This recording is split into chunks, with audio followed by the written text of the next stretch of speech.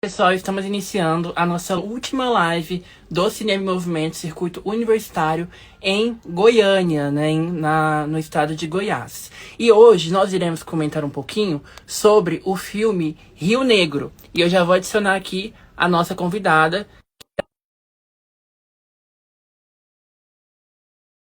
Uma live, para quem ainda não conhece o projeto, um pouquinho sobre ele. O projeto Circuito Universitário de Cinema do Cinema em Movimento é um circuito de cinema que visa levar filmes brasileiros para as universidades de todo o país. Então, atualmente, já no final do projeto, né, o projeto se encerra hoje, dia 20 de dezembro, já foram mais de 400 sessões presenciais e mais de 200 lives feitas aqui pelo Instagram.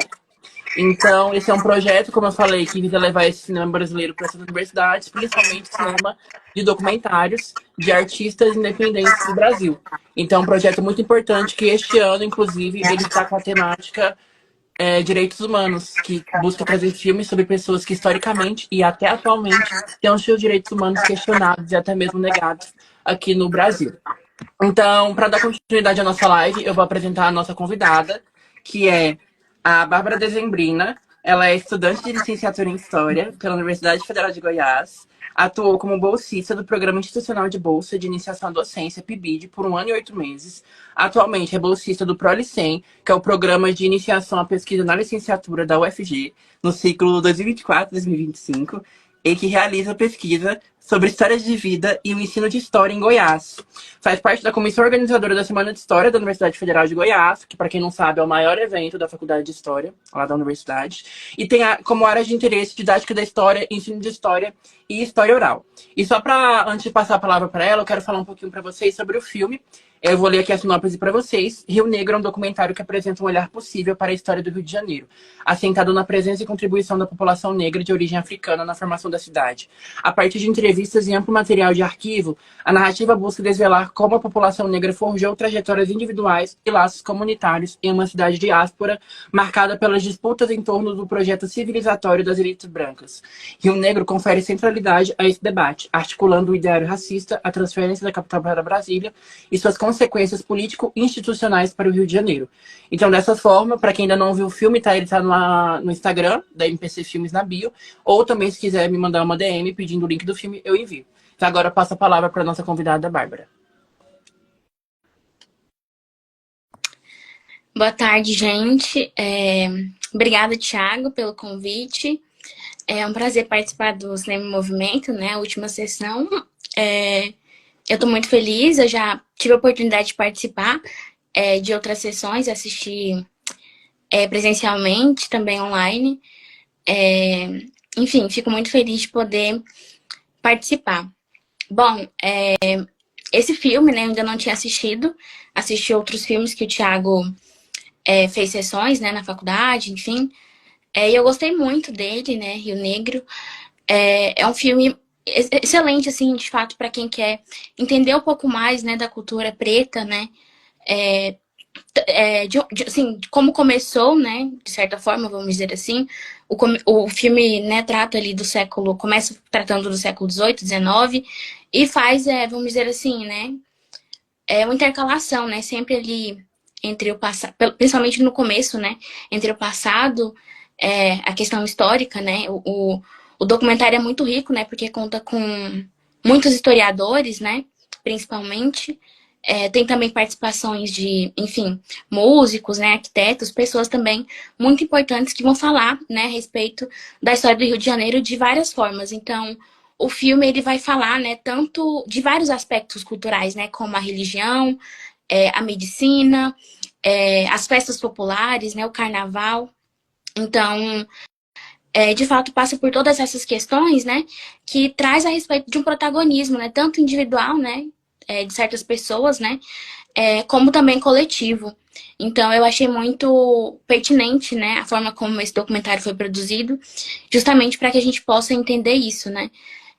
Então, assim, eu achei interessante, né, vou destacar algumas coisas, não dá pra gente falar tudo que o documentário fala, né, mas logo inicialmente, assim, o filme já mostra aspectos da Revolução, da Revolta da Chibata, quer dizer, e eu achei muito interessante trazer, né, essas questões de personagens, né, que foram tão importantes e que muitas das vezes não são tratados, né? Há pouco tempo atrás, a revolta da Chibata não era tão falada, né? Então, traz essas coisas que muitos brasileiros, né, muitas pessoas não sabem, né? E o documentário está disponível, né, na Prime Video, se eu não me engano, que eu vi. Então, é algo que chama a atenção, né? A história do Rio de Janeiro, que foi a capital, né, por tanto tempo. Então, a gente pensar, né, como que a capital do Rio de Janeiro, que foi, né, durante tanto tempo o principal porto de escravizados, né, na maior cidade escravista do século XIX, né, 18, e a gente e como isso se a população preta, né, a cultura preta foi deixada de escanteio, né, e o filme também vai falar muito a respeito da da República, né? Como que o advento da República, algo que se pensava, né? Após a abolição, né? Nós vamos conseguir superar essas questões. Não foi bem assim. Então, como que não houve, né? Até um historiador fala, né? Não houve nenhum projeto, né, para a população preta. Né? Então, como essas pessoas justamente foram deixadas de lado, de escanteio, e aí vem o racismo científico, né?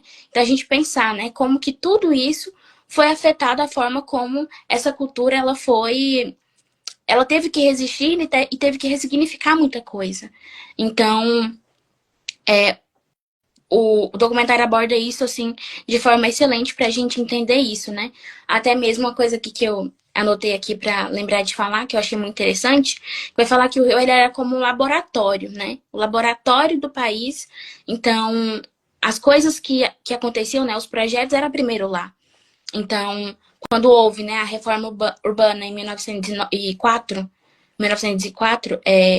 e a cidade queria se mudar, né, aí aparece uma arquiteta falando, né, como que houve essa tentativa de mudança, né, da cidade, né, do contexto da cidade, que era uma cidade historicamente e principalmente constituída, né, por pessoas pretas, né, majoritariamente.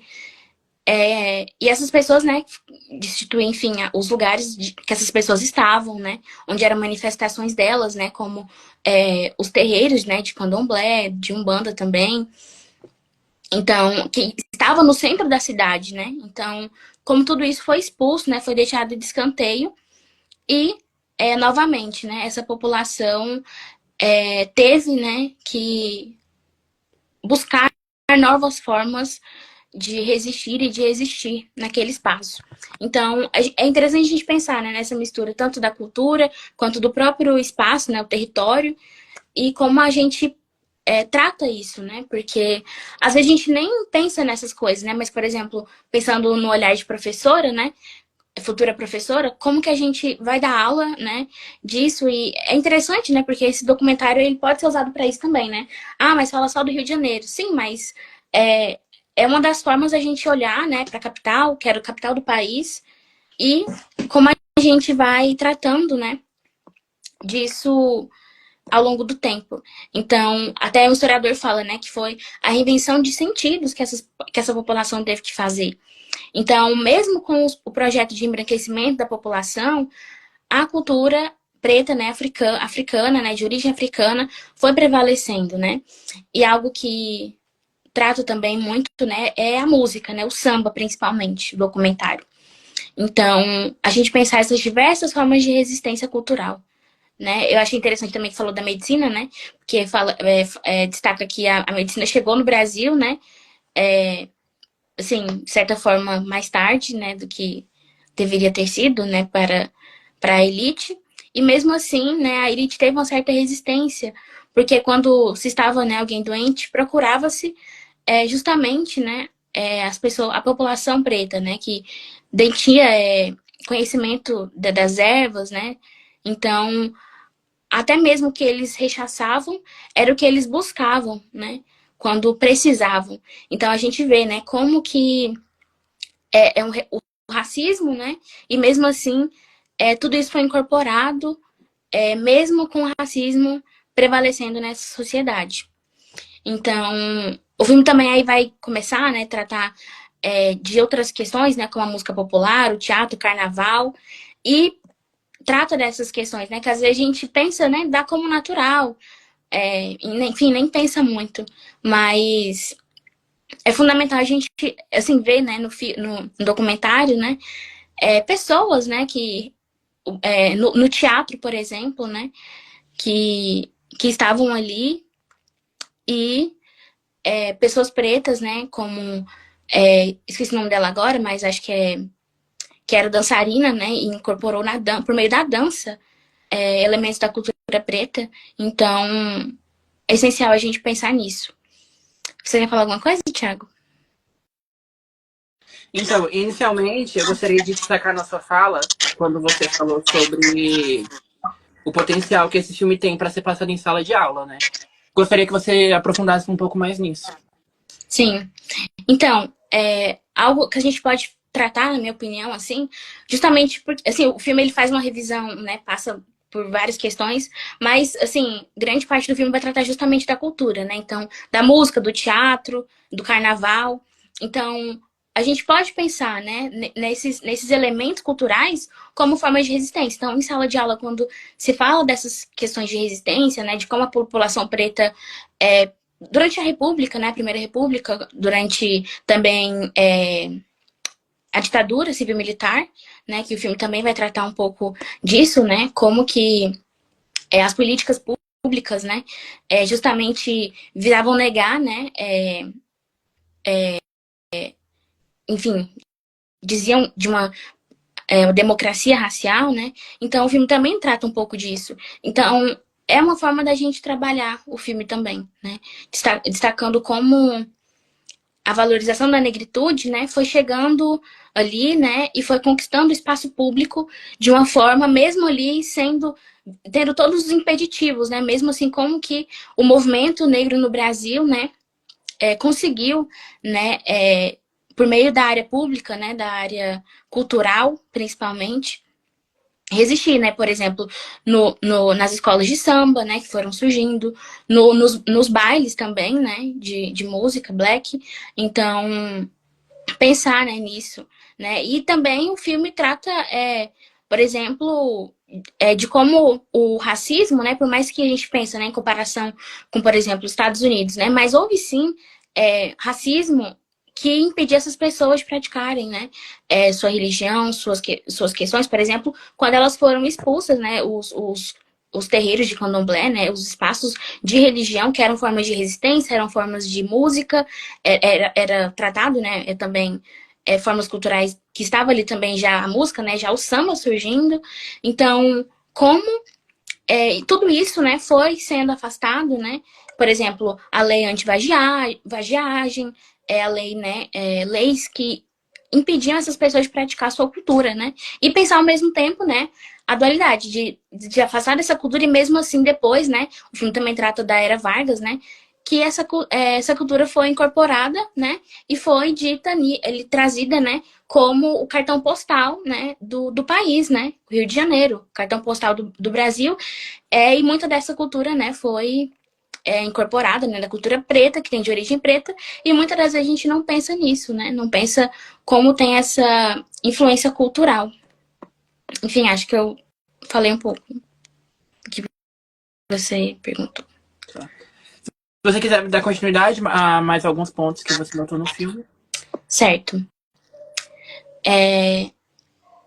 Então, assim, partindo disso, né, eu acredito que é essencial a gente, quando assiste esse filme, né, talvez assistir outras vezes também, porque a gente sempre perde algumas coisas, mas eu consegui perceber, assim, como que durante a história do Brasil, nessa cultura, ela foi, né, se reinventando, né, e é o que o historiador também fala durante o documentário, e fala também a respeito, né, dessa mudança da capital, né, o motivo, né, dessa mudança, né, para Brasília, né, que foi realizado depois, mas que não foi por um acaso, né, foi parte de um projeto político devido justamente não querer que a população, né, estivesse ali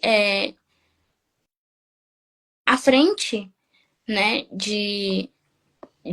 do que era a capital do Brasil, do que era o cartão postal do país, e justamente querer distanciar, né, dessa cultura popular, distanciar desses trabalhadores, né, dessa população preta.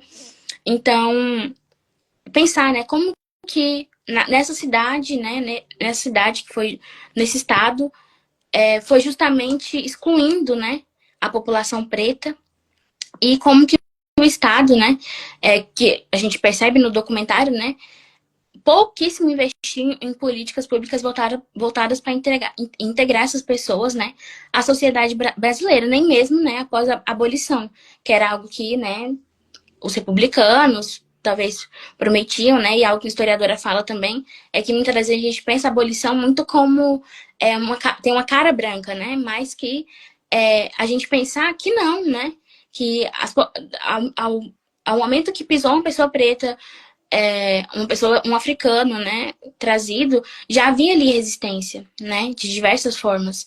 Então, a gente pensar, né, como que as manifestações negras representavam uma forma de resistência de várias formas.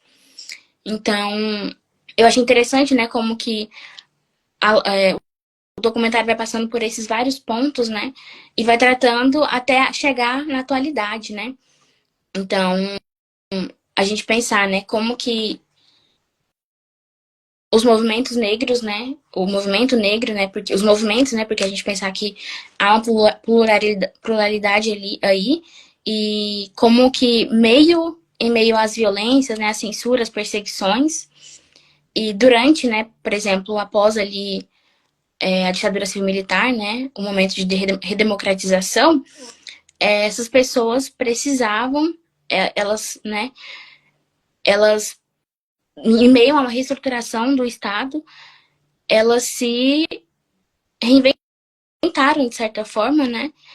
E por meio da cultura, né? Como o samba, né? No carnaval. Então, é extremamente interessante a gente pensar nisso e analisar, né? Como que a música, que às vezes é algo que a gente nem pensa e nem trata, estava ali como uma forma de resistência, né? Então, assim, eu achei muito interessante, né? Porque os historiadores e os convidados que participam, que falam, tratam muito bem de tudo isso. E, enfim, são referências, né, também nesse campo de história social, né, de história pública. Então, essa perspectiva, quando a gente trata nessa perspectiva afrocentrada, né, é justamente quando a gente olha, né, para essa questão da memória, né? Então, a memória do nosso país, né, e a memória do que foi, né, essa capital, quando a gente olha, né, para o que a gente o reflexo desse passado, e ainda assim a gente vê ainda essas desigualdades, né? E ver como no final do documentário é apresentado, né? Que essas pessoas ainda são, né? Essa população, ela ainda é colocada de escanteio, né? Ela ainda é negada muitas questões. Então, quando a gente vê, né, trabalhos como esse que trabalha a questão da ancestralidade, né? A gente consegue ver que muitas das vezes a noção que a gente tem de história é muito baseada numa visão eurocêntrica, né? Então, essa obra, né, ela vai de encontro, né, até mesmo com a lei a respeito, né, que prevê o ensino da história da cultura afro-brasileira, né? Então, vai de encontro com isso, né? E é importantíssimo a gente perceber isso, né? Como é importante, né, desde o ensino básico, né, esses crianças, adolescentes entenderem, né, a respeito da história da cultura do seu próprio país, né? E como essas populações foram negadas, né? E eu queria destacar a respeito da história das escolas de samba, né? Que eu achei muito interessante, mas vai tratar ali das escolas de samba, né? Como elas foram surgindo, então é extremamente interessante pensar, né? Como que elas dão palco, né? À história do Brasil também, né? Sempre quando a gente vê, né, as escolas de samba tratam de personagens históricos, né, de pessoas da história do Brasil e tratam também, né, no começo ali do documentário a gente vê, né, uma representante ali, uma passista, né, e um moço vestido, um ator, né, vestido de marinheiro, que depois ele vai recitar também a carta que foi durante a Revolta da Chibata, né, cartas que os marinheiros enviavam, e trata, né, justamente como essas pessoas, né, que há uma negação dessas pessoas serem heróis brasileiros, né? Até recentemente é o João Cândido, né, que foi atribuído a ele ser o líder da revolta da Chibata, apesar de ter sido, enfim, uma revolta ali conjunta dos marinheiros, né, ele, né, ter sido negado há pouco tempo, né, até pela própria Marinha, que nega até hoje que ele era, enfim, que ele estava ali reivindicando direitos, né, e fala que não foi uma questão racial, né, foi uma questão puramente de desobediência, né, à hierarquia da Marinha. Então, a gente pensar, né, como até hoje, tanto tempo depois, essas questões ainda estão aí. Então, esse filme, né, é justamente um contraponto, né, incontestável dessas diversas resistências que foram surgindo, né? E aí também vai trazer uma personalidade muito importante, né?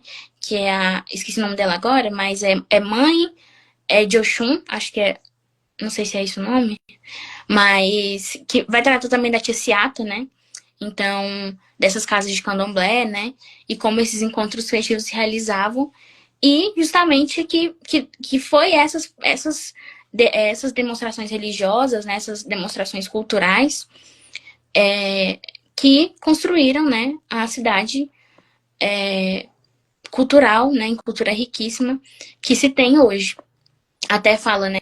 Que o Rio, ele era como um quilombo a céu aberto, né? De forma que tinha tantas pessoas, a população preta era tão grande, né? Que ali no século XIX se tinha mais pessoas falando idiomas, né? Línguas africanas do que propriamente pessoas falando linguagens, enfim, que não fosse, né? De origem africana. Então, é interessante a gente pensar, né, que apesar de tudo isso, né, a população negra, né, ela se constrói, se reinventa, né, até hoje que mantém essas tradições, né, ali. Então, eu acredito que o documentário me trouxe muito esse sentimento, né, de pensar como que essa sensação, na verdade, né, de como que uma cultura tão rica, né, tão negada, e que foi utilizada, né, para incorporar essa visão que se tem de Brasil e que ao mesmo tempo hoje ao mesmo tempo tão ignorada. Então, a gente pensar, né, como que essa cultura branca hegemônica, né, que foi como se fosse hegemônica, mas não é, né, e que a gente tem que justamente perceber nessas manifestações pretas como forma de resistência, né, e como resistiram e resistem até hoje. Então, acredito que esse documentário é fundamental para a gente entender, né, esses processos tanto de exclusão como esse processo da construção da cidade, do Rio de Janeiro, né, e do Brasil como um todo, né. Dando continuidade à nossa live, eu gostaria de fazer uma pergunta pensando nessa questão do ambiente acadêmico, né? De como que a academia trata essas questões, como que você observa atualmente ali dentro principalmente da faculdade de História, como que você enxerga o tratamento com essas questões ligadas a essa cultura afro-brasileira? Se tem realmente ali, efetivamente, discussões amplas sobre o assunto, se é algo que está caminhando para aumentar esse tipo de discussão. Como que você enxerga esse cenário atual? Uhum. Então, eu acredito que tem melhorado muito, né, e acredito que atualmente, né, pelo menos no nosso curso de História, é algo que tem sido, sim, assim, trabalhado. É óbvio que a gente sempre tem pontos a melhorar, né? Mas acredito que é uma discussão que está sendo, sim, colocada, né, em pauta e tem sido tratada. Então, até mesmo, né, ano retrasado, quer dizer, ano passado, a Semana de História foi a respeito de questões de raça, racismo e antirracismo, né? E teve muitas questões ligadas, né, justamente ao que se refere a esse documentário, né? Justamente da cultura, né, da música, né, do samba, outras também formas, né, manifestações culturais que vêm a partir dessa população. Então, as mulheres, né, questões voltadas a pessoas, né, pretas, a indivíduos específicos, né, como as mulheres, né, a população LGBT também preta, né? Então, teve várias discussões a respeito disso. E acredito que no âmbito acadêmico tem sido tratado isso, né? E a gente pensar como que os professores, né, estão preocupados, de certa forma, em trazer isso, né? É óbvio que a gente sempre pode melhorar, mas acredito que quando a gente fala, né, de racismo e essas questões, né, que, por exemplo, quando a gente vê, né, que políticas públicas atuais, né, que são feitas, muitas vezes discutidas e algumas postas, né, como ruins, né, como negativas, né, mas que dentro da universidade pública, né, têm sido debatidas e têm sido tratadas como merecem muitas vezes. Então, é essencial que a gente trabalhe ainda mais, né, dentro da universidade, nós como futuros professores, historiadores. Então, tratar como se deve, né? Achei até interessante que não trata isso no documentário, mas como a gente pensar, né, que essas pessoas, né, todo esse esforço que essas pessoas fizeram no passado, né, hoje tem dado, é claro que a gente sempre tem que tratar isso, mas dados bons frutos, né? Dentro da universidade pública, por exemplo, a lei de cotas, né? É uma questão que muito se fala. E acho que uma pessoa que fala que a lei de cotas não é necessária, assistindo talvez esse documentário, ela entenda, talvez abre mais ainda, abrir essa cabeça, né, dessa pessoa, essa mentalidade, e ela compreenda a dimensão, né, desse discurso.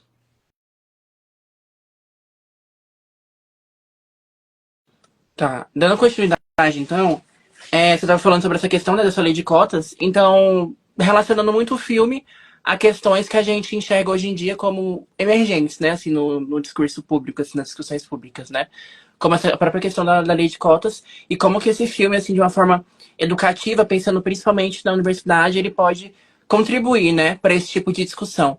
E aí, eu queria te perguntar também sobre essa questão de como que essa cultura que o filme ele é muito centrado na cidade do Rio de Janeiro, né? Inclusive, quando a gente estava lá, né, na nossa formação aqui para o Cinema em Movimento, foi uma discussão que a gente teve, né, de pensar como que esse filme ele pode ser estendido para outros lugares do país. Pelo menos essa discussão sobre a cultura negra, né? Para não ficar só no Rio Negro, né?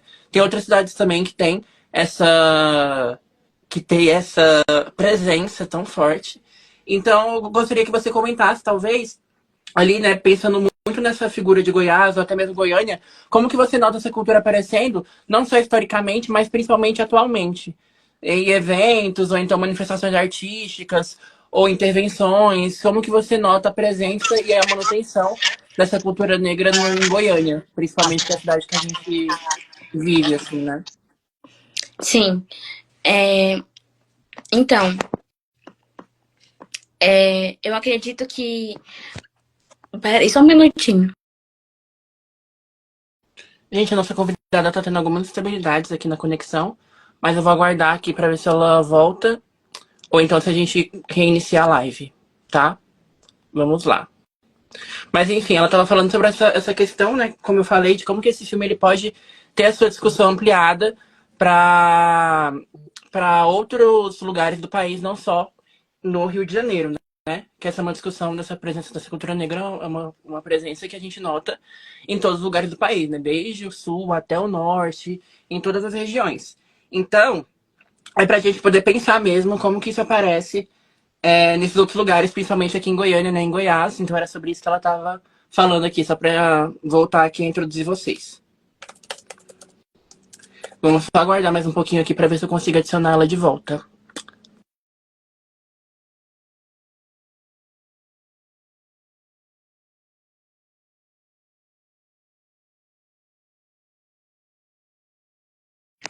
Voltei, desculpa. Continuando, né, a pergunta do Thiago.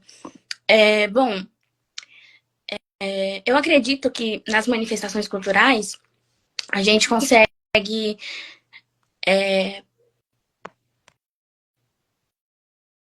Ui, travou aqui, mas as manifestações culturais em Goiás, né? Assim, em outros lugares eu não acho que eu não vou saber dizer muito.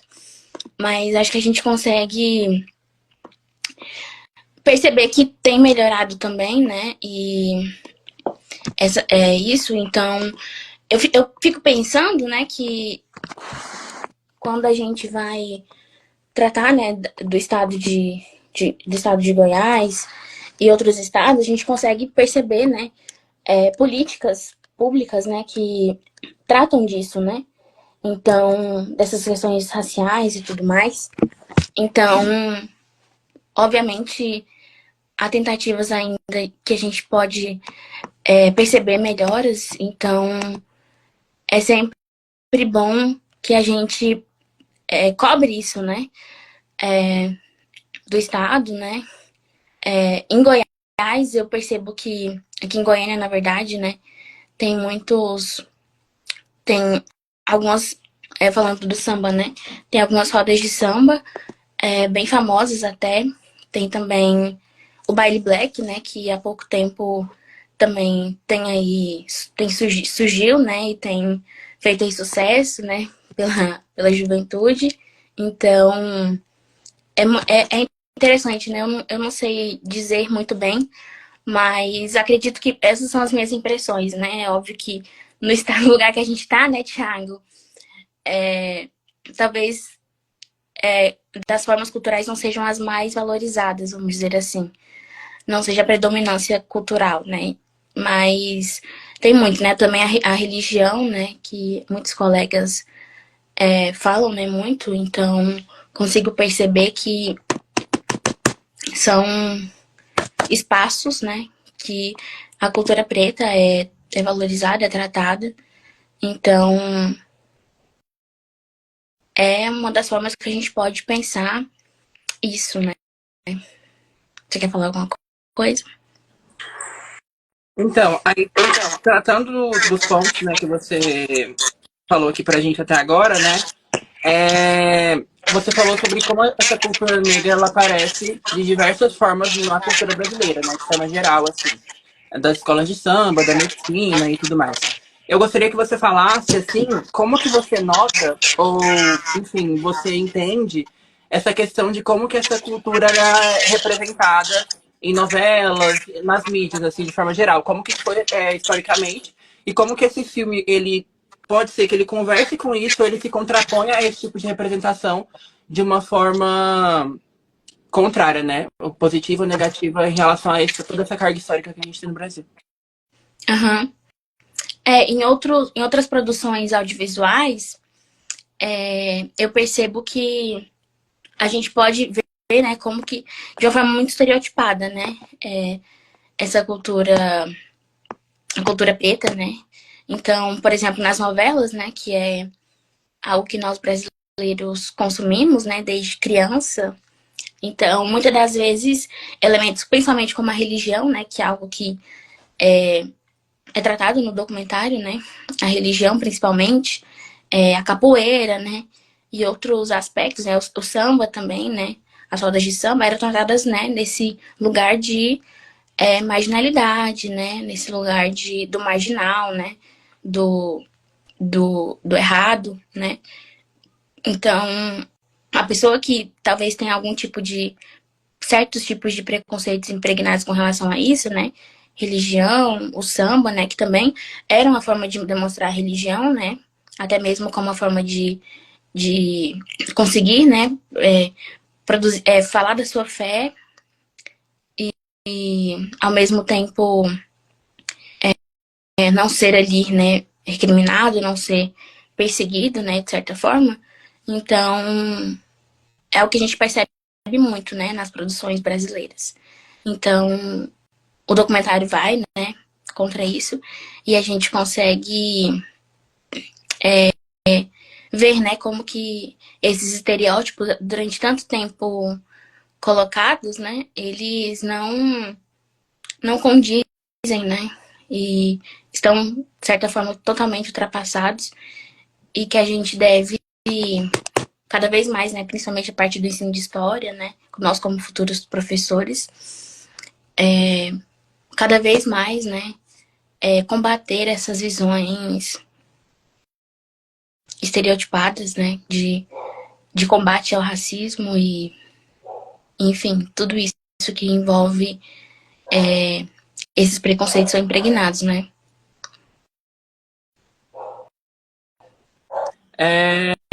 Enfim, agora a gente vou fazer um último questionamento geral aqui, né, sobre o filme, sobre essas percepções que você inicialmente aqui falou pra gente, né? Eu também, lembrem-se, quem está assistindo também, que o chat é aberto, vocês podem mandar perguntas que quiserem aqui pra gente poder também contribuir aqui ao debate. E aí, como eu havia falado, né, a gente fala muito sobre nessa perspectiva da história, principalmente de filmes de história, já que a gente é de um curso da licenciatura em História, né, da UFG. Então, eu gostaria que você talvez comentasse também como que esse filme, ele constrói narrativas assim a partir de diversas áreas, né? Que a gente percebe essa questão da interdisciplinaridade. Então tem o jornalista, tem o historiador, tem o cientista social, tem até mesmo essa parte artística, né? Tem o sambista, ele mesmo ali. Então eu gostaria de que você comentasse como que esse tipo de discussão, que parte de diversas perspectivas, ele pode auxiliar ali o professor em sala de aula a tentar trazer uma totalidade assim daquela temática que ele está tratando ali naquele momento. Assim, eu acho que nós, né, como historiadores, é muito interessante nessa interdisciplinaridade, né, da gente ver como outros profissionais, né, de outras áreas, né, tratam esse assunto, né, até porque muitas das vezes a gente tem muitas críticas à forma, talvez, como é tratado certos assuntos por eles, né, e ao mesmo tempo também tem concordâncias, né, obviamente. Então, a gente poder incorporar, né, ter esse diálogo e conseguir aí dialogar, né, com essas várias áreas, né. Eu achei interessante, o documentário justamente faz isso, né, traz principalmente historiadores, mas puxando uma sardinha para o nosso lado, mas também traz outras pessoas, né. E é importante a gente valorizar, né, esse conhecimento muito que vem da oralidade, né. Por exemplo, de pessoas que não estão diretamente no âmbito acadêmico, né? Mas que estão ali a partir das suas vivências, a partir do seu próprio conhecimento, né? É um conhecimento que é muito essencial, né? Por exemplo, se a gente pega, né, uma pessoa, né, que está ali, né, à frente, né, de uma escola de samba, né? Quanto conhecimento aquela pessoa, né, ao longo do tempo, ela adquiriu, né? Não só do samba, mas de várias questões, né? Musicais, culturais, né? Então, é justamente a gente valorizar, né? Essas, eu acredito, né, que a gente tem que fazer isso, né? De valorizar esses vários conhecimentos, né? Tanto acadêmicos quanto não acadêmicos, e colocar a ponto no debate, né? Quando a gente traz isso para a sala de aula, principalmente, e quando a gente, né, consegue ter um diálogo com essas outras áreas que podem contribuir muito, né? Quando a gente vê, por exemplo, os sociólogos, né, e como eles vão tratar justamente dessa história social de uma forma diferente do que nós, historiadores, trataríamos, né? Então, acho que é isso. É interessante a gente falar sobre isso, porque muito se fala, né, no ensino de história, dessa questão de como que a gente faz com que os alunos desenvolvam uma consciência histórica a partir daquelas narrativas ali que a gente apresenta em sala de aula, que eles estudam e tudo mais. Porém, essa consciência histórica, ela também construída a partir de outros referenciais, né, da vida prática, principalmente quando a gente pensa nessa questão cultural, de samba, de músicas, de filmes, como tudo isso acaba construindo ali no aluno para além dessa cultura histórica que já existe ali, desses usos da história na vida prática, a gente nota também a construção dessa própria consciência histórica, desse levantamento que o aluno faz ali, desses argumentos históricos para poder compreender a sua própria vida, sua identidade e guiar ali as suas ações práticas, né? Então acaba que trazer essa diversidade de olhares acaba contribuindo bastante ali, né, nessa discussão que constrói essa consciência histórica desse aluno para que a história tenha um sentido ali na vida dele e ele a utilize ali efetivamente, né? Total, Thiago. Concordo totalmente, porque justamente da gente valorizar, né, esses diversos saberes. E nós, como futuro, você, né, percebo que também tem muito dessa tentativa da gente conseguir valorizar, né, história oral, né, história do que essas pessoas trazem, né. Então, para ficar justamente, né, o conhecimento histórico dessas pessoas não vai ser algo que a gente só deposita nelas, né, mas algo que elas conseguem perceber, né, e justamente quando elas veem já algo, né, na vida delas, né, cotidianamente, né, em manifestações culturais, ela já vai conseguir incrementar, né, no que ela conseguiu construir, consegue construir, né, ir construindo, né, a partir da sua consciência histórica. Então, acho que é isso. Aproveitando então, né, que a gente está nessa discussão falando como que o cinema é importante, como que esse filme corrobora para esses conhecimentos acerca dessa consciência histórica, das aulas de história e tudo mais, para poder, né, anunciar que a gente está já se encaminhando para o final dessa transmissão ao vivo aqui no Instagram. E agradecer, né, o projeto, né, a todo o desenvolvimento aqui, ao patrocínio da Petrobras, de todo mundo, que é muita gente que está envolvida nesse projeto, que fez esse projeto acontecer tanto presencialmente quanto online, em todos os estados do país e também no Distrito Federal, né? Então, já puxar, né, para esse lado aqui da patroa, né, praticamente, para poder falar sobre isso, né? Como que o cinema ele ajuda a gente a ter essa noção, a construir esses argumentos históricos ali com os alunos de sala de aula, pensando nesse meio, né, de comunicação, nesse meio artístico, como um grande potencial ali para a gente poder utilizar no ensino de história, né? Então, agora eu passo a palavra final para nossa convidada, para os últimos comentários dela, para a gente poder já encerrar a nossa transmissão de hoje. Então, quero agradecer o convite, né, do Thiago mais uma vez. O Thiago está encerrando, né, aqui em Goiás o projeto. Então, foi muito bom, né, acompanhar o pouco que eu acompanhei. Desejar vida longa, né, o projeto, que contribui muito, né, na universidade. Então, dizer que assistam o filme, né, esse e os outros, né, que fazem parte do projeto, que são muito bons, né, como o Thiago falou, aborda diversas comunidades, né, populações da sociedade brasileira que foram, né, e são tão atacadas, são tão prejudicadas, vamos dizer assim, né, não estão muitas das vezes em pauta, né, e que o projeto tem feito com que essas populações estejam em pauta. Então, dizer que, né, que assistam esses filmes, né, esses curtas, os curtas e os filmes, né, que com certeza vocês vão conseguir aprender muito e, enfim, vão sempre lembrar, né, quando for tratar dessas pessoas, né, os indígenas, a população feminina carcerária, né, a população preta. Então, acredito que o projeto contribuiu muito para essas discussões e com certeza vai contribuir muito mais futuramente. Então, muito obrigada, que é a nossa convidada, e novamente gostaria de agradecer a todas as pessoas que estavam envolvidas nesse projeto. Foi um projeto que teve um sucesso muito grande, uma ótima adesão do público, tanto no online quanto no presencial. Então, é um projeto que vem, né, de um financiamento público, né, com muita luta do pessoal, principalmente do MPC Filmes, que realiza esse projeto há mais de 20 anos, também ali do Ministério da Cultura, que realizou esse projeto, e também da Petrobras, que financiou, né, algo que é extremamente importante para que o projeto pudesse acontecer.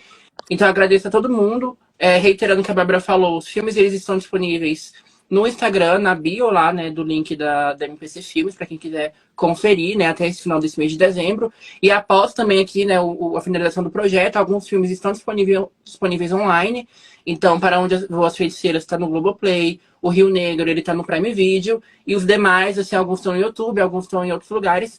Mas eu só gostaria de agradecer mesmo a todas as pessoas que colaboraram de alguma forma aqui no projeto, seja aqui pelo Instagram, seja frequentando, né, presenciando ali as sessões que a gente fez na universidade.